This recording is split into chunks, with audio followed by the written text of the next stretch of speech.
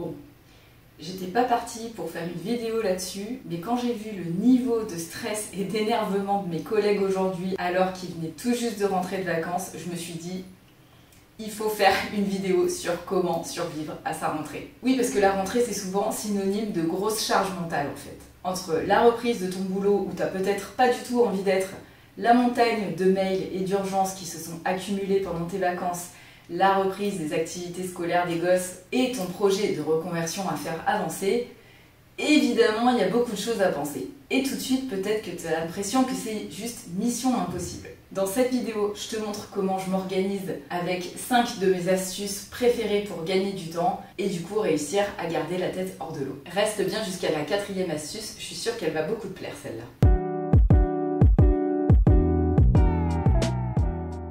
Bon, parce que je te connais, toi, petite burn-outée, le problème, c'est que tu as envie de tout faire bien et de tout faire bien dans tous les domaines de ta vie. Je sais très bien comment ça se passe. Mais le problème, c'est qu'on n'a plus les mêmes ressources qu'avant. Que ce soit en temps, en énergie, tout simplement en charge mentale. Et probablement que ta fatigue, ton seuil de fatigue est aussi plus bas et ton seuil de stress plus élevé. Ou en tout cas, tu es beaucoup plus sensible au stress qu'avant et c'est quelque chose dont tu as pris conscience. Seulement aujourd'hui, peut-être que tu n'as pas encore toutes les clés pour savoir comment bien le réguler et garder, on va dire, un niveau de stress qui soit gérable au quotidien. Et du coup, tu continues à faire comme avant, comme si rien n'avait changé, sauf que la réalité, c'est que c'est pas vraiment le cas. Ou en tout cas, pas encore. Mais si tu regardes cette vidéo, c'est probablement que tu es sur la bonne voie, donc continue comme ça. Comme je te l'avais expliqué dans une ancienne vidéo, on a tendance malgré tout à reproduire certains schémas et à retomber un petit peu dans les mêmes travers. Et ce qui en résulte, c'est qu'on se retrouve toujours aussi fatigué, stressé, frustré et un petit peu au bout du rouleau, d'où le risque de tomber ou retomber dans le burn-out. Et évidemment, ce n'est pas ce qu'on veut ici. Donc, voilà. J'ai peut-être une solution pour toi. Si tu me suis sur Instagram, tu sais probablement que j'adore bouquiner. Et je lis un petit peu ou des romans ou des livres de développement perso. Évidemment, on adore ça, le développement personnel. En ce moment, je suis en train de lire le livre de Fabien Olicard, Votre temps est infini. Je ne sais pas si tu l'as déjà lu, mais en tout cas, il explique une conception du temps dans ce livre qui est assez intéressante. Et je pense m'en inspirer pour les prochains mois, en tout cas quand je ferai mon petit exercice de la roue de la vie et que j'organiserai un petit peu mon mois et mon trimestre. D'ailleurs, ça va être très bientôt vu qu'on est à la fin du mois d'août. Bref, revenons à nos moutons.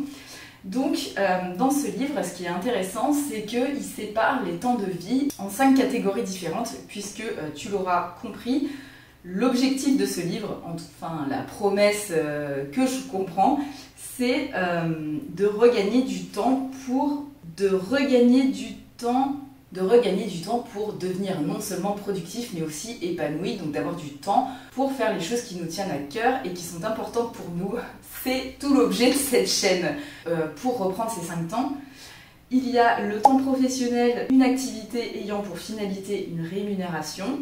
Donc là-dedans, on va mettre bien évidemment le temps que tu passes au travail si tu es salarié par exemple.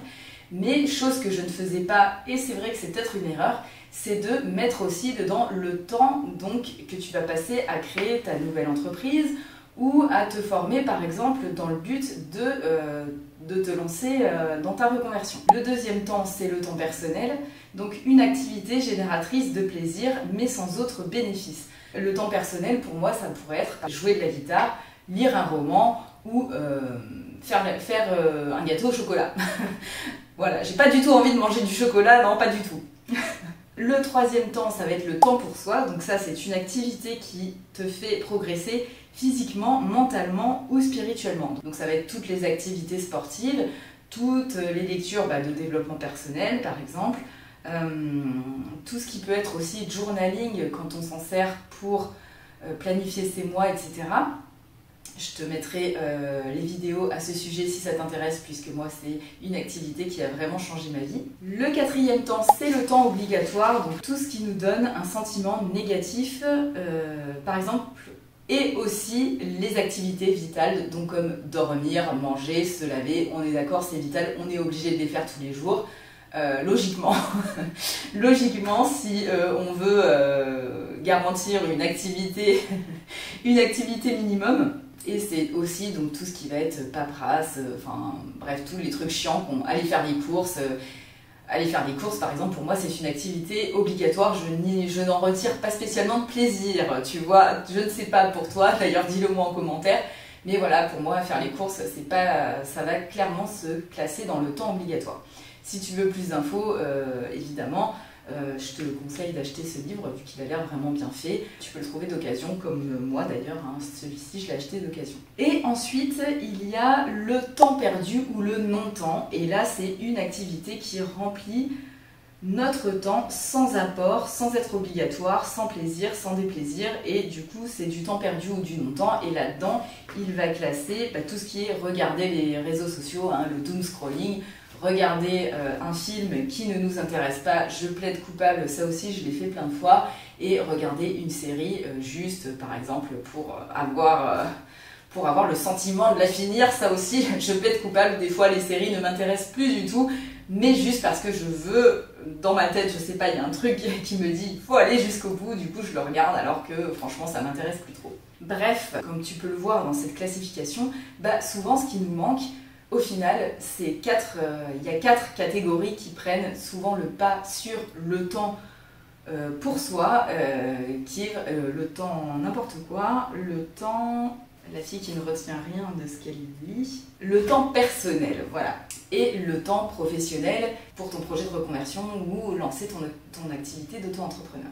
Dans cette vidéo, je vais me concentrer surtout sur comment optimiser ton temps professionnel et ton temps obligatoire pour libérer du temps pour ton projet professionnel, puisque c'est l'objet de cette chaîne, et aussi retrouver du coup de l'espace mental et éventuellement aussi un petit peu plus de temps pour te reposer et pour te faire plaisir, puisque c'est quand même le but de la vie, hein. On n'est pas là pour souffrir, comme dirait l'autre, on est aussi là pour se faire plaisir.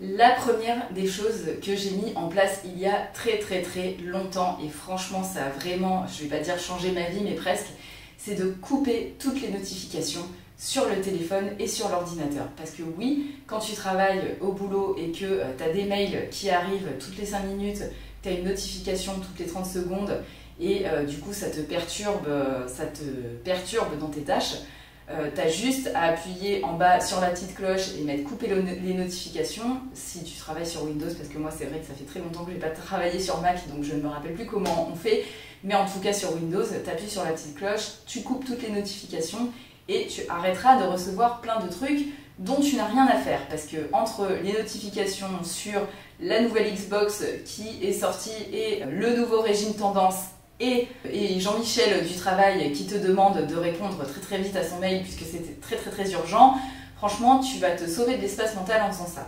Sur le téléphone c'est pareil, tu peux aller dans notifications et tu peux couper toutes les notifications des applications, puisque toutes les applications t'envoient des notifs, hein, et franchement on peut vite se retrouver saoulé et dérangé, pareil encore plus que sur l'ordi, toutes les 30 secondes sur le téléphone. Donc je t'invite vraiment à faire ça. En plus des notifications des applications, on va dire, un petit peu moins utiles, moi j'ai aussi coupé toutes les notifications de WhatsApp, de Facebook, de Instagram, tous les réseaux sociaux, j'ai plus de notifications, et je mets aussi mon portable, et aussi depuis des années en mode silencieux, c'est-à-dire qu'il ne vibre plus dès que je reçois un message ou un appel. Et ça aussi, franchement, pour te faire gagner de l'espace mental, j'ai pas trouvé mieux.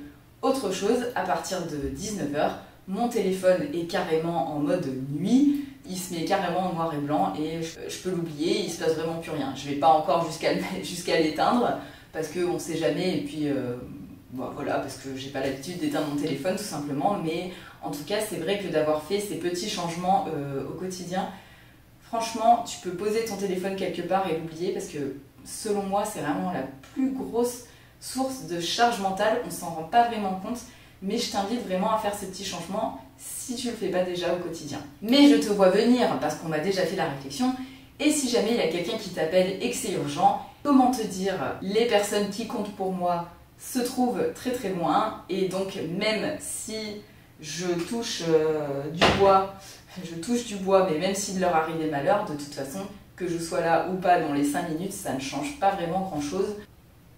En tout cas, je sais que moi, ça, c'est quelque chose qui fonctionne bien pour moi.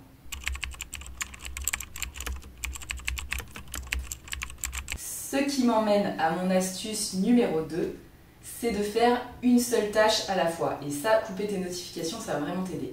Parce que au final, je me rappelle plus vraiment des statistiques, mais tu sais, on a un temps d'attention en fait. Et ça a été prouvé, alors si tu veux, je te retrouverai l'étude, mais là, j'ai plus vraiment les chiffres en tête, que notre temps d'attention, il a clairement chuté depuis l'arrivée des téléphones, et justement, toutes ces notifications en sont un petit peu la cause. Se concentrer sur une tâche à la fois, ça va vraiment te permettre d'être beaucoup plus efficace et de gagner énormément de temps. Je reprends l'exemple des mails, mais moi au bureau, j'ai trouvé une nouvelle organisation puisque je suis pas mal de dossiers en même temps en fait, et comme toi, je suppose, à un moment donné, il faut faire des relances, il faut savoir où les choses en sont, etc. Et ce que je fais, c'est que dans ma boîte mail, j'écris un dossier avec ma petite organisation. Dans la boîte mail principale, j'ai les mails qui arrivent. Je les prends au fur et à mesure. Dès que je peux, je réponds tout de suite. Et comme ça, je l'archive.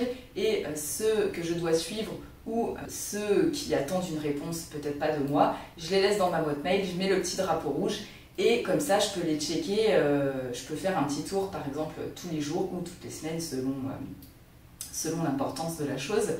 Et ça me permet en fait de l'avoir toujours sous les yeux, que les choses dans lesquelles je dois me rappeler en fait. Et ça m'évite, parce que j'ai tout essayé. Le bullet journal, j'ai aussi essayé pour le travail, mais ça ne correspondait pas à mes besoins. Du coup, j'ai abandonné, mais si ça peut peut-être être une solution pour toi, donc je t'encourage à essayer. Mais en tout cas, ce petit système de classement de mails, c'est vraiment pas mal. Je t'invite à essayer. Ne fais pas partie de ces gens qui ont 1000, 1500, 3000 mails, 6000 mails non lus. Moi, je sais pas toi, mais moi, c'est vraiment quelque chose ça qui m'horripile. Ou comme les notifications, voilà, les mails non lus, c'est quelque chose, c'est mon côté allemand peut-être qui parle, mais en tout cas, voilà, ne fais pas partie de ces gens, classe tes mails et réponds directement, tu verras, ça va aussi t'enlever beaucoup de charge mentale. D'une manière générale, fais juste une seule chose à la fois et tu verras, tu seras beaucoup plus efficace pour réaliser ta tâche. Ce qui m'emmène tout naturellement à mon troisième point, qui est le batch tasking. Alors, je ne sais pas comment on pourrait traduire ça en français, mais c'est un concept dérivé du batch cooking. C'est le fait de cuisiner toute ta semaine en une seule fois, comme ça le soir, genre le week-end tu passes 3 heures en cuisine, et comme ça tous les jours de la semaine, tu n'as plus qu'à passer que 5 minutes ou 10 minutes à assembler. En fait, pour le travail, j'ai aussi appliqué cette méthode. C'est-à-dire que, par exemple, tu vois, là, je suis en train de te tourner une vidéo YouTube. Je vais, alors peut-être pas cette fois-ci, mais en règle générale, c'est ce que j'essaye de faire pour aller plus vite, c'est que j'en tourne plusieurs à la suite. Comme ça, j'ai mon créneau où je tourne les vidéos, j'ai mon créneau où je monte les vidéos, et je les monte toutes à la suite. J'ai mon créneau où je publie mes vidéos et j'écris mes textes, etc. Et voilà, je fais ça par tranche de 2 heures, 3 heures. Et je suis vraiment beaucoup plus efficace quand je fais ça. C'est pareil pour le ménage, par exemple. Je sais qu'il y a des personnes qui aiment bien faire un jour je nettoie les toilettes, un jour je nettoie la cuisine, un jour je nettoie le salon, un jour je nettoie la salle de bain, ou tous les jours je nettoie un petit peu. Le minimum, oui, on est d'accord, mais j'ai déjà essayé ça et moi personnellement, je préfère y passer 3 heures le dimanche et je fais tout. Et ça me permet d'être beaucoup plus efficace. Après, à chacun de trouver son organisation. En tout cas, moi, je sais que c'est quelque chose qui fonctionne bien comme ça pour moi. Donc, si tu n'as jamais essayé, je t'invite à le faire aussi. Mon astuce numéro 4, et je l'utilise depuis pas très longtemps, mais j'avoue qu'elle m'a quand même bien facilité et changé la vie, c'est me servir de mon meilleur ami. J'ai noté ChatGPT pour m'aider à cuisiner. Alors, je suis d'accord, il ne sort pas les meilleures recettes de cuisine du monde, ça se voit que c'est un robot et qu'il ne mange pas, mais si tu es un petit peu débrouillarde en cuisine, je suis sûre que ça va bien t'aider. Alors, faire la cuisine, ça me dérange pas trop, mais je crois que ce qui m'énerve le plus, c'est de me demander qu'est-ce que je vais manger ce soir. Et alors pour ça, ChatGPT, il est trop fort. La première étape, c'est que j'ai d'abord listé tout mon stock de nourriture sur une application qui s'appelle Notion.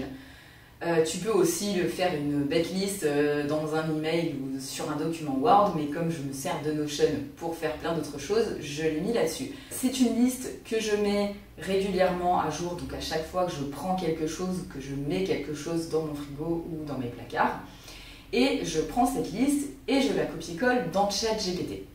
Je lui fais un petit prompt que je te mettrai à l'écran. Je lui demande par exemple de me sortir 4 dîners. Pour le petit déjeuner, j'en ai pas vraiment besoin parce que je mange tous les jours la même chose. Hein. J'ai mes petites habitudes, on ne change pas une équipe qui gagne. Mais par contre, voilà, pour le midi, comme je me prépare ma gamelle, et pour le soir aussi, comme généralement j'ai un peu la flemme, eh bien je lui demande de me faire des petits repas rapides, voilà, avec ma liste de courses que je lui colle. Et ma nouvelle passion, on va dire, c'est de lui donner des thèmes par semaine. Parce que oui, moi je suis comme ça, j'aime bien les thèmes. Bon, la semaine dernière, il n'y avait pas vraiment de thème, hein. C'était thème on vide les placards, qui est un thème pas trop mal à faire une fois à la fin de mois, quand tu n'as plus trop de sous et que tu veux maximiser ce que tu as dans tes tiroirs. Il est très fort pour ça, ChatGPT, te trouver des recettes de fond de tiroir. Bon, c'est pas toujours bon à adapter, mais bon, hein, on fait ce qu'on peut. Du coup, cette semaine, c'est thème indien et je pense que la semaine prochaine, ce sera thème breton. Oui, je sais, j'ai des goûts assez éclectiques, mais au moins, j'aime bien, ça change. Tout ça pour dire que grâce à ChatGPT et à cette manière de faire ma liste de repas et donc du coup après de lui demander de me sortir ma liste de courses, eh bien, je gagne du temps, de l'argent et donc moins de charge mentale et ça, c'est tout ce qu'on veut pour survivre à cette rentrée. Et la dernière astuce, et pas des moindres, c'est d'arrêter de se mettre la pression. Alors je sais, c'est plus facile à dire qu'à faire et c'est le résultat d'un long chemin, mais souvent, je pense que pour 90% du travail, qui plus est alimentaire que l'on fait, on ne sauve pas des vies, donc c'est pas la peine de se mettre la rate au courbouillon. C'est pas la peine de se mettre plus de pression qu'il n'en faut. J'en ai parlé dans la dernière vidéo, mais on se rappelle qu'on peut être et impliqué et bien faire son travail sans pour autant se mettre en burn-out. Je te mettrai le lien vers la vidéo en question si ça t'intéresse. Je t'invite à aller la regarder. En fait, tout ce que tu as à faire, c'est de faire de ton mieux. De faire de ton mieux pour ton travail, mais aussi pour toi. Ne pas t'oublier en fait dans tout ça. La rentrée, c'est un moment où, un petit peu comme le nouvel an, hein, on a tout de suite plein de résolutions, on a envie de bien faire les choses, on a envie de repartir sur de bonnes bases et on peut vite avoir tendance à charger la mule sans s'en rendre compte et pour tout abandonner, tout envoyer valser ou être complètement épuisé 3 semaines plus tard. Donc on va éviter de faire ça.